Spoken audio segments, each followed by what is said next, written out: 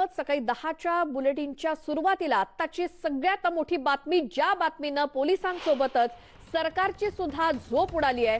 सचिन वाझे यांना अटक झाल्यापासून चौकशी दरम्यान नवनवीन धक्कादायक खुलासे समोर येत आहेत। त्यामुळे सरकारच्या पायाखालची जमीनच सरकली आहे। सचिन वाझे प्रकरणात सरकारला मोठा फटका बसण्याची शक्यता आहे। त्यामुळे दिल्लीपासून मुंबईतही बैठकांचं सत्र सुरू आहे।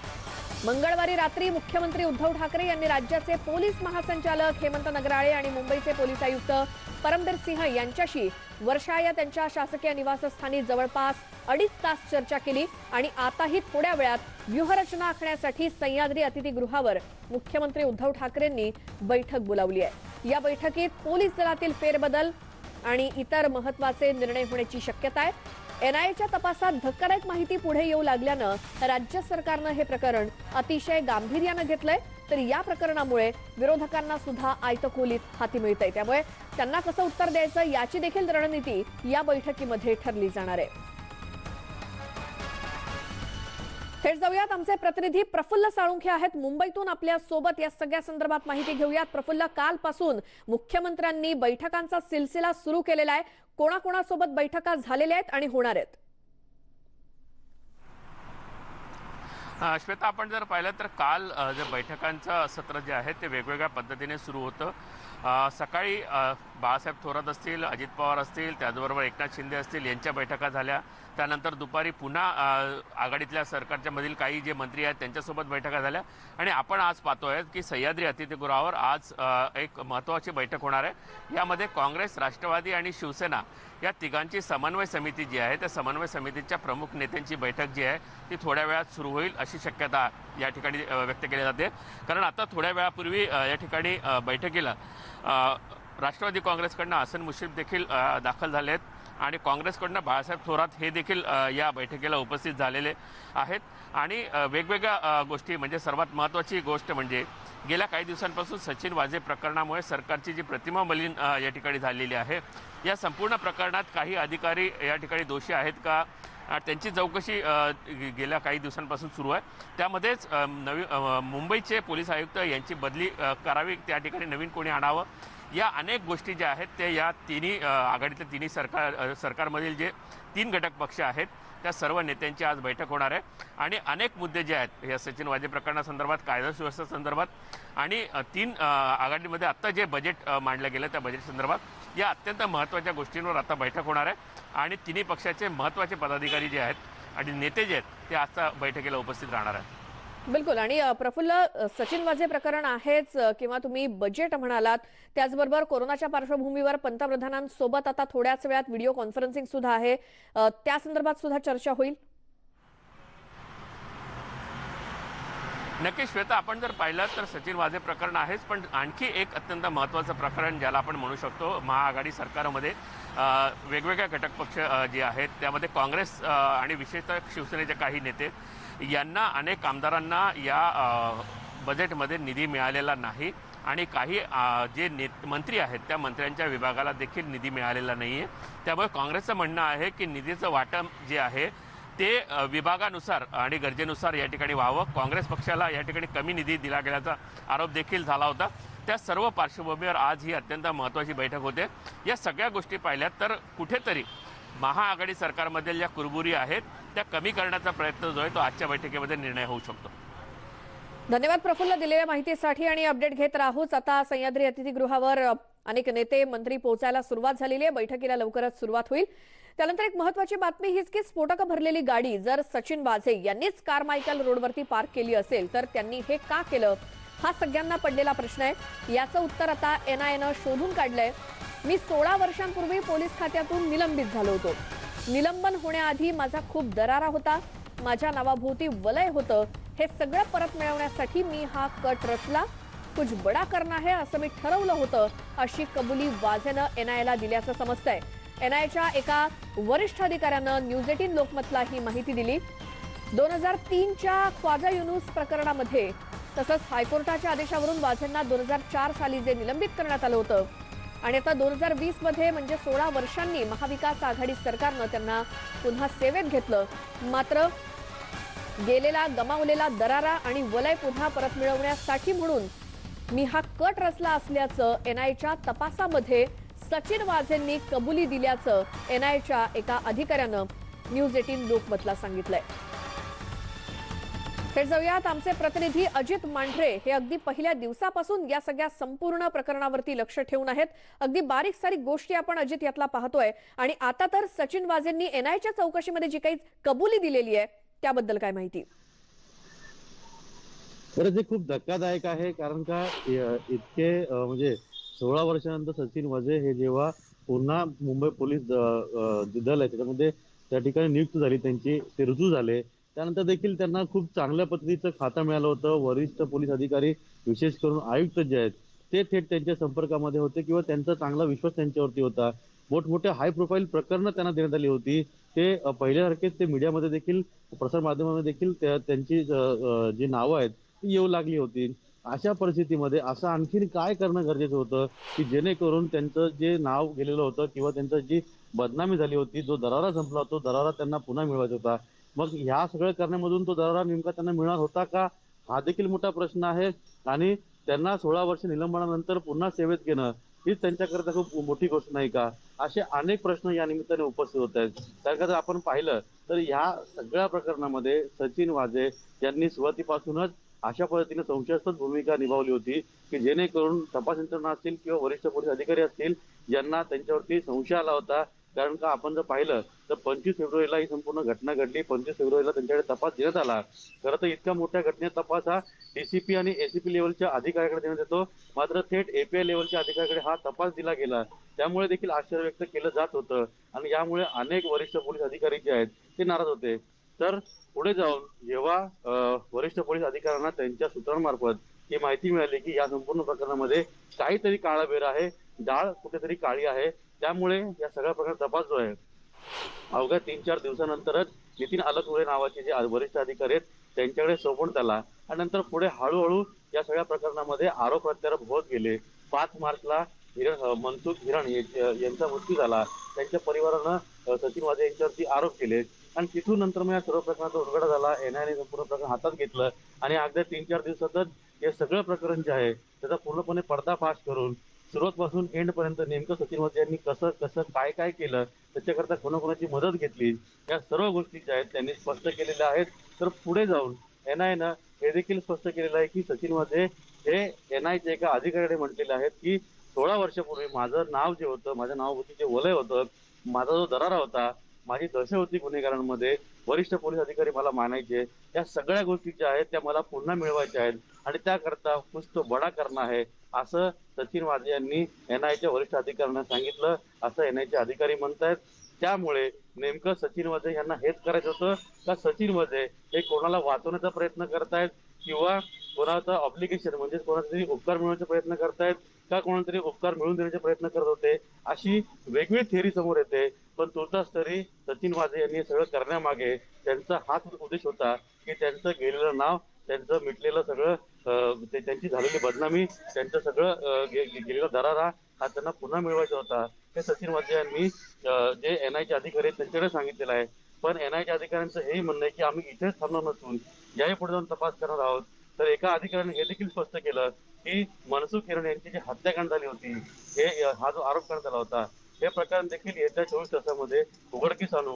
कशा पद्धतीने त्यांचा खून करण्यात आला, त्याचं नेमकं कारण काय होतं आणि मनसुख हिरण याचा खून का करावा लागला, या सगळ्या गोष्टी ज्या आहेत ते येत्या 24 तासामध्ये देखील आम्ही स्पष्ट करणार आहोत, असं देखील एनआयच्या अधिकाऱ्यांनी स्पष्ट केलेलं आहे. बिलकुल अजित, ही सगळी माहिती वेळोवेळी तुमच्याकडनं घेत राहूच, मात्र तुम्ही आमच्यासोबत लाईनवरती असेच राहा, कारण आणखी बऱ्याच प्रकरणातली माहिती घ्यायची आहे. कारण दरम्यान सचिन वाझे यांनी वापरलेली जी मर्सिडीज गाडी होती त्या गाडीचा मूळ मालक सारांश भावसार आज धुळ्यामध्ये पत्रकार परिषद घेण्याची शक्यता आहे.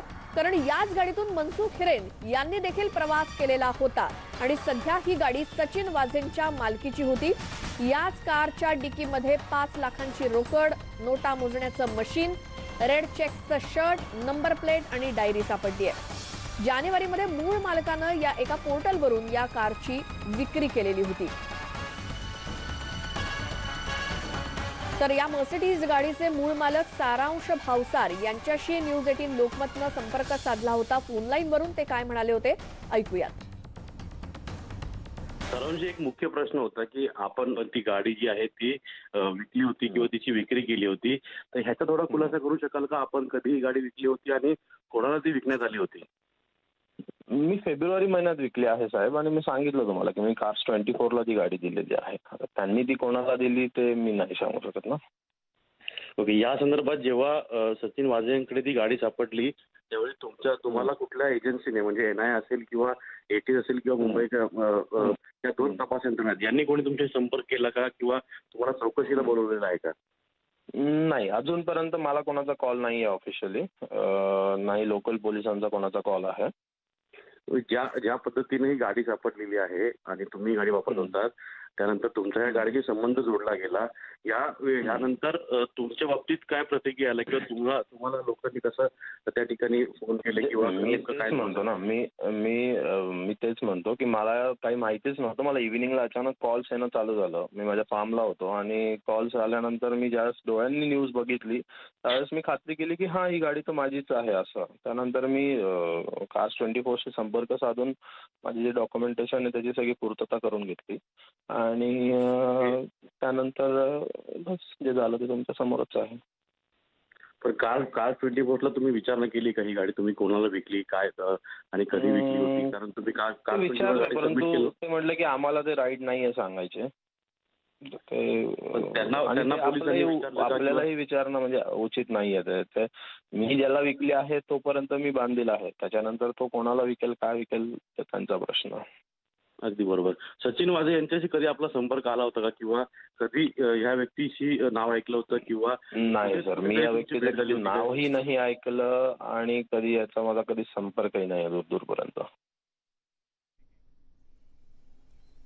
तर सचिन वाझेंनी आतापर्यंत नंबर प्लेट्स बदलून वापरलेल्या सगळ्या गाड्या आता एनआयएच्या रडारवरती आलेल्या आहेत. या सगळ्या गाड्यांची माहिती काढली जाणार आहे. सचिन वाझे वापरत असलेली मर्सिडीज कार एनआयएनं ताब्यात घेतल्यानंतर वाझेंची अगदी खातेनिहाय चौकशी सुरू झाली आहे. वाझेंच्या प्रकरणामध्ये रडारवर आलेल्या सीआययूच्या अधिकाऱ्यांची सुद्धा चौकशी होणार आहे. या चौकशीत वाझे आयुक्तालयामध्ये घेऊन आलेल्या आतापर्यंतच्या सगळ्या गाड्यांची माहिती काढली जात असल्याची माहिती सूत्रांनी दिली आहे. सचिन वाझेंची खातेनिहाय चौकशी सध्या सुरू आहे. त्यांची पोलीस खात्यामार्फतही चौकशी सुरू आहे एकीकडे, तर दुसरीकडे रडारवर असलेल्या सीआययूच्या अधिकाऱ्यांची सुद्धा चौकशी होणार आहे. मर्सिडीज कारची आयुक्तालयाच्या गेटवरती मात्र एक नोंद आढळल्याची माहिती मिळतेय. आयुक्तालयामध्ये वाझेंनी एकूण 5 ते 6 गाड्या आणलेल्या होत्या. यातल्या 3 ते 4 गाड्या या महागड्या आहेत. सचिन वाझेंनी वापरलेल्या सर्व गाड्यांची कसून चौकशी सुरू आहे. या गाड्या कोणाच्या नावावरती होत्या याची माहिती गोळा करण्याचं काम सुरू आहे. तसंच गाड्यांच्या मालकांना सुद्धा तपासाअंतर्गत बोलवलं जाण्याची शक्यता आहे. अशाच एका मर्सिडीजच्या मूळ मालकाशी आपण संपर्क देखील साधला होता. ते पत्रकार परिषद तर घेणारच आहेत, मात्र त्यांना सुद्धा तपासासाठी बोलवलं जाण्याची शक्यता आहे. वाझेंना गाडी का दिली याची विचारपूस त्या मूळ मालकांना केली जाईल आणि गुन्ह्यांबद्दल काही माहित होतं का हे देखील त्यांना विचारलं जाईल.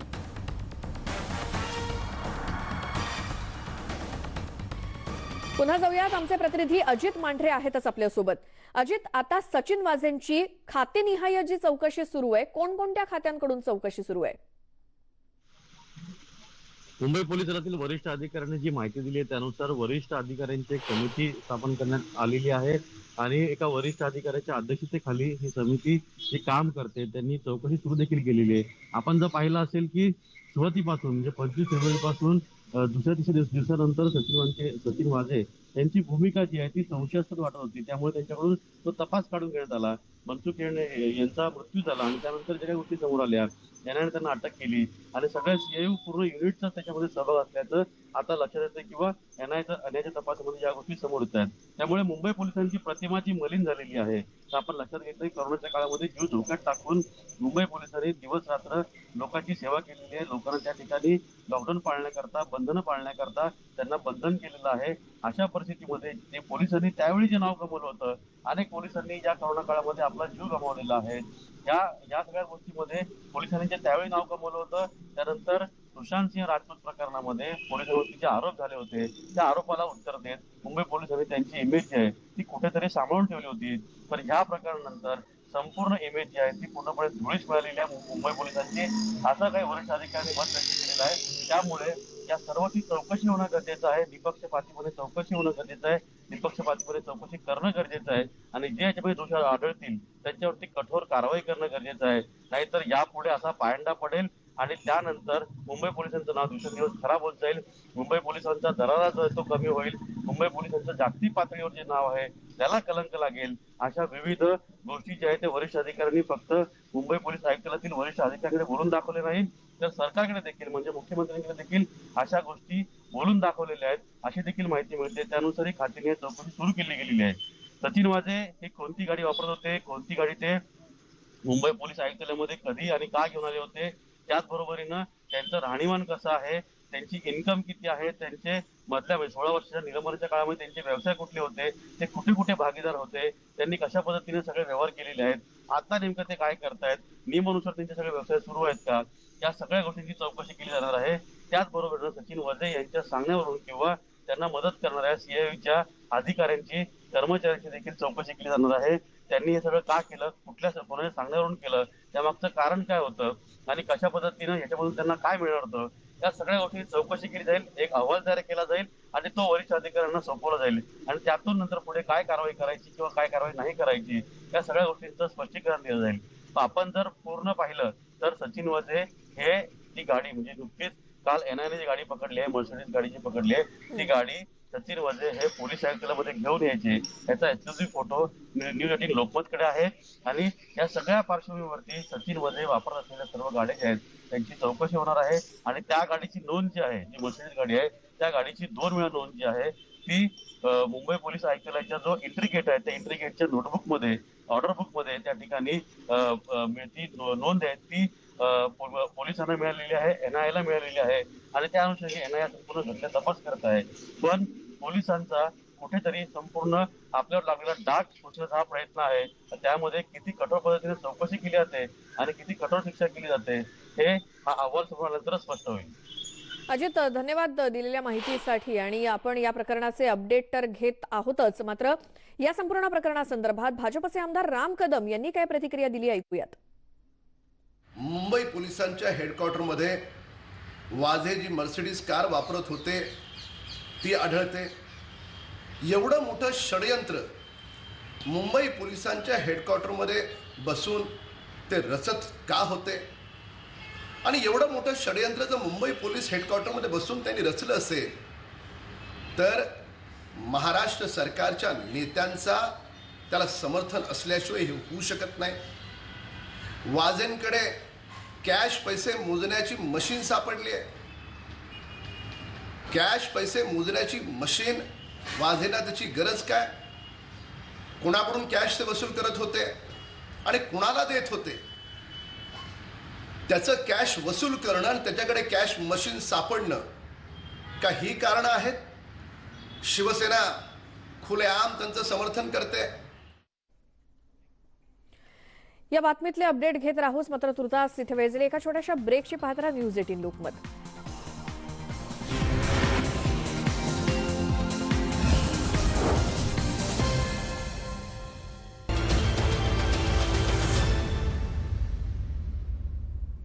ब्रेकनंतर बुलेटिनमध्ये तुमचं स्वागत. कोरोनानं संपूर्ण राज्यभर थैमान घातलंय आणि महाराष्ट्रामध्ये साधारण रोज 3 लाख कोरोना लसीचे डोस देण्याचा राज्य सरकारचा मानस आहे आणि त्यामुळे एका आठवड्याला साधारण 20 लाख कोरोना लसीचे डोस लागणार आहेत. त्यामुळे तितक्या मोठ्या प्रमाणात केंद्र सरकारकडून पुरवठा करण्याची मागणी करण्यात आली आहे. राज्याचे आरोग्यमंत्री राजेश टोपे यांनी केंद्रीय आरोग्यमंत्री हर्षवर्धन यांची या संदर्भात भेट घेतली आणि 209 रुग्णालयांमध्ये लसीकरण सुरू आहे तर 367 रुग्णालयांमध्ये लसीकरण सुरू करण्याचं सरकारचं प्लॅनिंग आहे. पण अजूनही साधारणतः 150 रुग्णालयांना केंद्र सरकारनं मान्यता दिलेली नाही आणि सध्या तरी 100 बेड्स असलेल्या रुग्णालयांना मान्यता दिली जाते. त्यामुळे नियमांमध्ये थोडी शिथिलता आणली जावी अशी देखील विनंती राज्य सरकारकडून करण्यात आली आहे.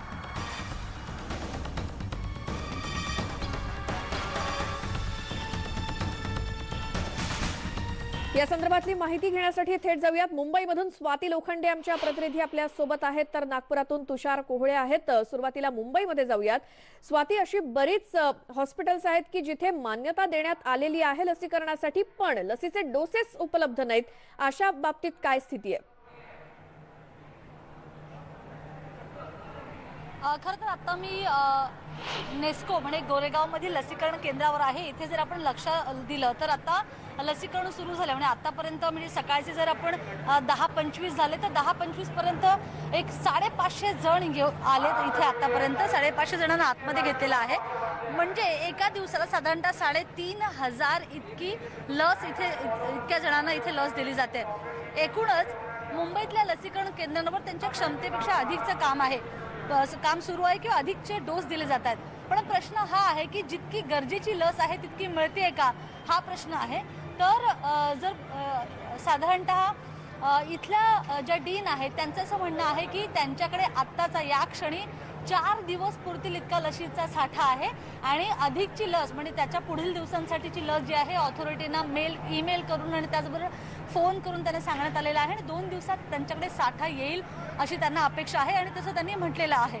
पण याचाच अर्थ असा आपण घेऊ शकतो की लसीचा तुटवडा हा निर्माण झालेला आहे.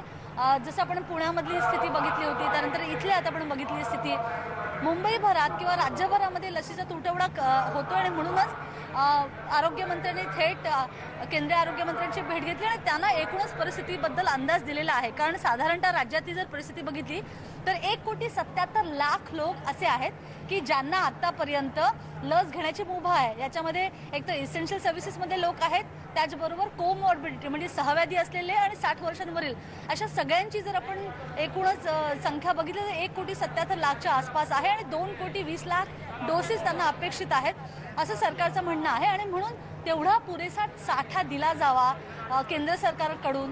दर दिवसाला 3 लाख याप्रमाणे एका आठवड्याला 20 लाख डोस मिळावेत किंवा तशी व्यवस्था करावी या संदर्भात केंद्र सरकारची खरं तर भेट घेतली, आरोग्यमंत्र्यांनी भेट घेतली आणि यावर आपल्याला अंदाज म्हणण्यापेक्षा यावर शिक्कामोर्तब होतो की लसीचा तुटवडा आहे. म्हणजे महाराष्ट्रामध्ये जर आपण म्हणू की 7% लसीकरण झालेलं आहे आणि तो जर आकडा जरी कमी वाटत असला तरी याच्यात राज्य सरकारच्या आरोग्य यंत्रणेपेक्षा केंद्र सरकारकडनं होणारा पुरवठा हे सगळ्यात मोठं कारण आहे. आणि त्यामुळे आता ही अतिरिक्त लस जी मागवलेली आहे राज्य सरकारकडनं ती कधी येते हे बघणं महत्त्वाचं ठरेल. पण तोपर्यंत लसीकरणाचा हा जो आकडा आहे तो फारसा वाढेल असं वाटत नाहीये.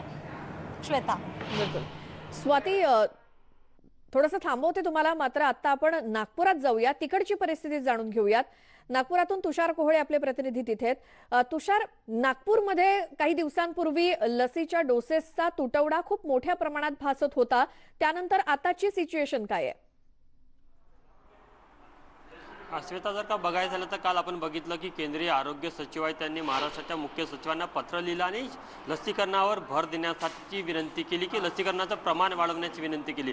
आपण बघितलं होतं की मागच्या आठवड्यामध्ये नागपूरमध्ये फक्त 1 आठवडापुढे इतकाच लसीकरणाचा साठा होता. त्यानंतर अतिरिक्त लसीचे डोस मागवण्यात आले आणि आता परिस्थिती सध्या सुरळीत आहे. आपण बघू शकतो की नागपूर महानगरपालिकेच्या इंदिरा गांधी रुग्णालयामध्ये मी आहे आणि सकाळपासून इथे लसीकरण सुरू झालेलं आहे. साधारण जर का बघायचं झालं तर आतापर्यंत 250 लोकांना डोस देण्यात आलेला आहे. इथे 3 प्रकारचे लसीचे डोस दिले जातात. म्हणजे 3 लोकांना वेगवेगळ्या प्रकारचे, म्हणजे जे ऑनलाईनमध्ये रजिस्ट्रेशन करतात त्यांना देखील लसीचा डोस देतात, ऑफलाईनमध्ये जे थेट येतात त्यांना देखील इथे लसीकरण केलं जातं आणि जे फ्रंटलाईन वर्कर आहेत त्यांचे सेकंड डोस बाकी होते ते देखील इथे येतात. तर रोज साधारण 1000च्या जवळपास या केंद्रावर लसीकरणाचे डोस दिले जातात. जवळपास नागपूरमध्ये रोज 10,000च्या जवळपास लसीकरण केलं जातं आणि एकंदरीत जर का आता बघायचं झालं तर मागच्या आठवड्यामध्ये साधारण 1.5 लाख डोसेस नागपूर महानगरपालिकेला मिळाले होते. त्यामुळे आता कुठे आणखी 10 ते 12 दिवस पुढील इतका लसीचा साठा आहे आणि नागपूर महानगरपालिकेने सांगितलं की आम्हाला आणखी डोसेस मिळेल. त्यामुळे लसीकरणाचं जे काम आहे किंवा जी मोहीम आहे त्यामध्ये कुठेही खंड पडणार नाही. काही नागरिक आहे आपल्यासोबत ज्यांनी सकाळला लस घेतली, त्यांच्यासोबत बातचीत करूया, त्यांच्याकडनं त्यांचं म्हणणं जाणून घेऊया. किती दिवसापासून तुम्ही वाट पाहत होते लसीकरणासाठी? आम्ही जेव्हापासून लस सुरू झाली तेव्हापासून वाट पाहत होतो, पण आज सकाळी येऊन रजिस्ट्रेशन केलं आणि लगेच आमचा नंबर 10 वाजता लागलेला आहे. सुरुवातीला गर्दी होती पण नंतर गर्दी नॉर्मल झाली आणि आम्हाला आमचे पोलीस दादांनी पण भरपूर सहकार्य केलं आणि इथला स्टॉप पण खूप छान आहे. धन्यवाद. तुमचा अनुभव कसा होता? माझा अनुभव म्हणजे फार छान. मी सकाळीच येऊन इथे नंबर लावून गेलो लगेच 1 तासाने त्यांनी मला बोलावलं आणि मी आणि माझी मिसेस दोघं येऊन 5 ते 10 मिनिटात आमचं वॅक्सिनेशनचं काम पूर्ण झालं. त्यामुळे मला फार आनंद वाटत आहे. श्वेता, आपण बघितलं की मागच्या आठवड्यामध्ये याच लसीकरण केंद्रावर इतकी गर्दी राहत होती की पाय ठेवायला जागा नाही राहत होती. आता मात्र ती लसीकरणाची मोहीम सुरळीत झालेली आहे. साधारण आतापर्यंत नागपूरमध्ये जर का बघायचं झालं तर 1 लाखच्या वर नागरिकांचं लसीकरण झालेलं आहे, जे सिनियर सिटीजन आहे. आणि इतकंच नाही तर फ्रंटलाईन वर्कर असेल किंवा वेगवेगळ्या विभागात काम करणारे लोक असतील त्यांचं देखील लसीकरण झालेलं आहे. तर नागपूरमध्ये सध्या सुरळीत लसीकरण मोहीम सुरू आहे. फक्त आता नागपूर महानगरपालिकेकडे पुढचे 10 ते 12 दिवस पूर्वी इतका साठा आहे आणि अतिरिक्त साठा मिळेल अशी अपेक्षा त्यांना आहे. बिलकुल. तुषार आणि स्वाती दोघांचे धन्यवाद दिलेल्या माहितीसाठी. तर सध्या लसीकरणाला मिळत असलेला चांगला प्रतिसाद पाहता आता राज्याकडून केंद्राकडे लसीच्या डोसेसची मागणी आता केली जाते. या बातमीसोबत एक छोटासा ब्रेक घेतोय. पाहत राहा न्यूज 18 लोकमत.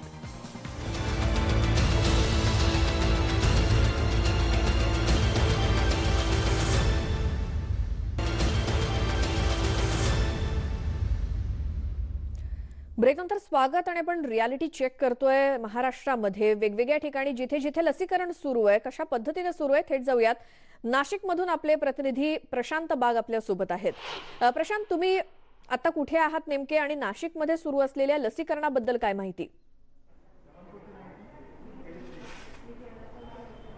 नक्की श्वेता, नाशिक जिल्ह्यामध्ये खऱ्या अर्थानं लसीकरण मोहीम जी आहे ती अत्यंत तीव्र झाली आहे. मी आता जिल्हा सामान्य रुग्णालयाचं जे आपल्या जिल्ह्यातलं प्रमुख लसीकरण केंद्र आहे या ठिकाणी आता आहेत. या इथूनच खरं लसीकरण मोहिमेला सुरुवात झाली. सुरुवातीलाच या ठिकाणी जो एक कक्ष तयार करण्यात आला आहे, हा जो कक्ष आहे हा कक्ष प्री तपासणी आहे. म्हणजे कोणताही ज्यावेळेस लसीकरणासाठी कोणती व्यक्ती येते तिची रांग दिसते ती सगळी त्या लसीकरण करण्यासाठी आलेल्या सगळ्यांची आहे की जे या ठिकाणी येऊन आपली सुरुवातीला तपासणी करतात. मग ती ब्लड प्रेशर असते, त्याचबरोबर ब्लड युरिनची असते, आणखीन त्याचबरोबर BP सुद्धा असते. आणखी नंतर या ठिकाणच्या केंद्रांतर तपासणी झाल्यानंतर आता आपण बघतोय या ना इकडे म्हणजे रांगेत उभे राहा. हे सगळे रांगेत उभे राहिलेले जे आहेत ते सगळे लसीकरणासाठी. आणखीन हा तो सगळा प्रमुख कक्ष आहे ज्या ठिकाणी लसीकरण होत आहे. आत्ताही या ठिकाणी एका ज्येष्ठ नागरिकांना लसीकरण आता सुरू झालंय. जिल्हा सामान्य रुग्णालयाचा हा जो स्टाफ आहे तो सगळ्यात महत्वाचा आहे. काका, आत्ताच लसीकरण झालं, कसं वाटतंय तुम्हाला? इंजेक्शन चांगलं वाटतं. काय वाटतंय? काही प्रॉब्लेम नाही. काहीच प्रॉब्लेम नाही. काहीच प्रॉब्लेम नाही. आपण बघतोय सगळा तो स्टाफ सुद्धा आपल्यावर आहेत. आता तुमचं सगळ्यांचं इथे लसीकरण या ठिकाणी तुम्ही सुरू केलेलं आहे. अजून कोणत्या लस आपण देतोय? Covishield, Covaxin? कोविशिल्ड सर देतोय सर आपण सध्या. सगळीकडे सध्या पहिला डोस पण तोच आहे कोविशिल्ड. सगळीकडे सध्या तोच डोस देतोय आपण कोविशिल्ड. एका दिवसात किती लसीकरण आपण या ठिकाणी करतोय? उद्दिष्ट किती आणखीन होतंय किती? 100चं टार्गेट आहे पण 200-300 पर्यंत जातात. 300 पर्यंत जातात. 300 पर्यंत जवळपास जात आहे. आपण बघतोय सगळी तपासणी करणारी यंत्रणा या ठिकाणी. पण सगळ्यात महत्वाचा आणखीन मोठा कक्ष जो आपण म्हणतो तो ऑब्झर्वेशन कक्ष आहे. जो ऑब्झर्वेशन कक्ष आपण या ठिकाणी जे बघतोय सगळे इथे सगळी ती मंडळी आहेत की ज्या सगळ्यांचं लसीकरण झालेलं आहे. आणि लसीकरण झाल्यानंतर नेमकं त्यांना काय वाटतंय, जे 30 मिनिटं अंडर ऑब्झर्वेशन त्यांना ठेवलं जातं. लसीकरण झालंय तुमचं, अंडर ऑब्झर्वेशनसाठी तुम्ही इथे आहात, काय अनुभव? इथला अतिशय सुंदर असा अनुभव आलेला आहे मला. मी इथं आल्यानंतर जी काही परिस्थिती बघतो इथं कुठल्याही पद्धतीचा गोंधळ नाही आहे, गडबड नाही. यांचा स्टाफ, यांचे नर्स अतिशय उत्कृष्टपणे आणि सुंदरपणे कार्य करतात. खरोखर त्यांना मनापासून सलाम. आणि इतकी सुंदर पद्धतीने इतके सगळा स्टाफ यांचं काम करतो. म्हणजे की सरकारी रुग्णालयामध्ये असलेली जी व्यवस्था आहे ती सगळ्यात महत्वाची आहे. हे सगळे जे त्यांचा अनुभव शेअर करताय. आपल्याला माहिती आहे की कोवॅक्सिन लसीचा साठा सुद्धा मोठ्या प्रमाणावर नाशिकला आलाय. पण कोविशिल्डच अजूनपर्यंत देणं चालू आहे. कोवॅक्सिन वॅक्सिनेशन केव्हा सुरू होणार याबद्दल सरकारी यंत्रणा अद्याप तरी काही बोलायला तयार नाही. प्रशांत, धन्यवाद दिलेल्या माहितीसाठी. नाशिकमध्ये तर अगदी सुरळीतपणे लसीकरण सुरू आहे. राज्यातल्या वेगवेगळ्या ठिकाणांचा आढावा घेऊयात एका छोट्याशा ब्रेकनंतर.